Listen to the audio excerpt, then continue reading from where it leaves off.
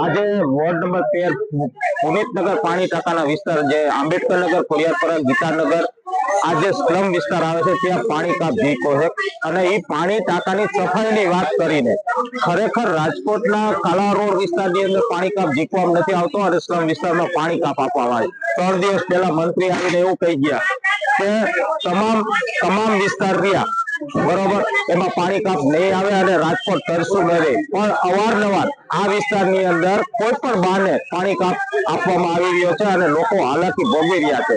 એટલા માટે અમે અહીંયા માટલા ફોડ અને થાળી વગાડી અને તંત્રને જગાડવાનો પ્રયાસ કરી રહ્યા છે। આજે મોટી સંખ્યામાં મહિલાઓ ભેગી થઈ અને થાળી વગાડી અને આનો વિરોધ પ્રદર્શન કરી રહી છે। આજની રજૂઆત છે, તમે જોઈ શકો છો આ બેનો ભેગા થયા છે, પાણીનો કાપ છે આ વોર્ડની અંદર અને ગંદુ પાણી આવે છે ત્યારે પણ ગંદુ પાણી આવે છે। તો મારી એ જ રજૂઆત છે કે શાસક પક્ષોને કે મોટી માત્ર ને માત્ર વાતો કરવાને બદલે લોકોને સારું પાણી આપે, ચોખ્ખું પાણી અને સમયસર દરરોજ પાણી આપે।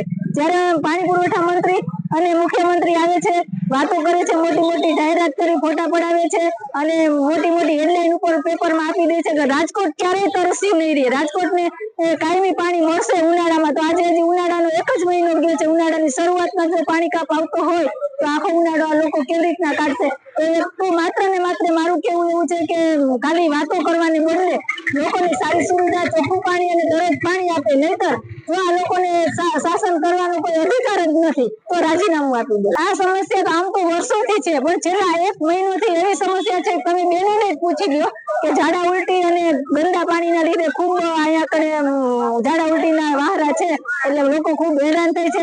કેટલા બેનોને બાટલા ચડાવ્યા છે હમણાં 2-3 દિવસની અંદર, એટલે બહુ હાલાકી ભોગવે છે। 4 કોર્પોરેટરો આ વિસ્તારની અંદર ભારતીય જનતા પાર્ટીને આપેલા છે, છતાંય જો આવી હાલાકી હોય તો પછી લોકો જાય તો ક્યાં જાય પબ્લિક? રજૂઆત વારંવાર કરેલી છે, વોર્ડ ઓફિસે કરેલી છે, કોર્પોરેટરોને આ લોકોએ કરેલી છે અને કમિશનરને પણ કરેલી છે।